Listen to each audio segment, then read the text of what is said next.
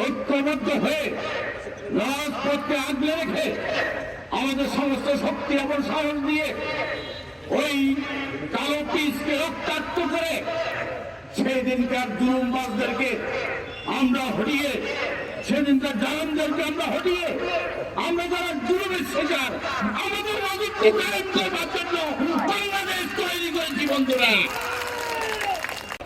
আমরা আজকে সারা দেশের মধ্যে যেমন দেখছি তেমনি রামগতিত দেখছি। এটা অত্যন্ত দুর্ভাগ্যের কথা।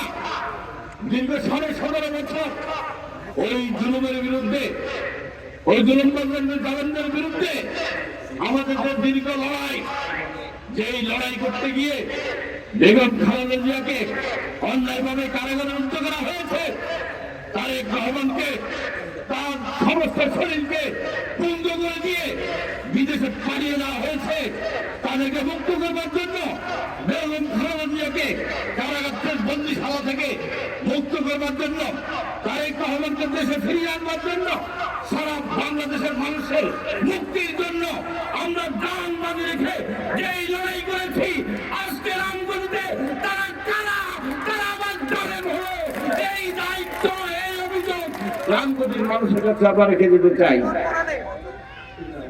দাঁড়িয়ে যাওয়ার সুযোগ নাই।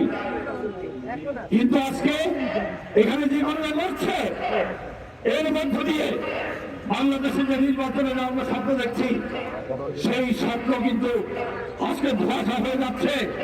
প্রিয় বন্ধুরা, আমি জাতীয় সমাজতান্ত্রিক দল জেএসডির পক্ষ থেকে গতকাল জাতীয় প্রেস ক্লাবের সামনে জাতীয় নেতৃবৃন্দ সহ এই রামগঞ্জ ঘটনার জন্য প্রতিবাদ করেছি। আমি অন্তর্বর্তী সরকারের প্রধান উপদেষ্টা মাননীয় ডক্টর মোহাম্মদ ইউনূস সাহেব, আপনাকে প্রশ্ন করতে চাই। আপনি বলেছেন মহাকালের ইতিহাসে সবচাইতে সেরা নির্বাচন আপনি উপহার দিবেন। স্বরাষ্ট্রমন্ত্রী বলেছেন একটি সুষ্ঠু নির্বাচন হবে। আপনাদের সেই স্বপ্নকে সাধুবাদ জানাই। কিন্তু রামগঞ্জের এই ঘটনা যদি সারা বাংলাদেশে ছড়িয়ে পড়ে, এই অবস্থা যদি বিরাজ করে, তাহলে আপনাদের যে স্বপ্ন, এটি স্বপ্ন থেকে যাবে, এই স্বপ্ন বাস্তবে রূপ দেবে না। তাই যদি একটি সুন্দর নির্বাচন করতে হয়, যদি ক্ষমতা হস্তান্তর করতে হয়, যদি গণতান্ত্রিক প্রক্রিয়া তৈরি করতে হয়, যদি মানুষের অধিকার নিশ্চিত করতে হয়, যদি ভোটাধিকার প্রয়োগ করতে হয়, তাহলে এই অবস্থার অবসান হওয়া দরকার।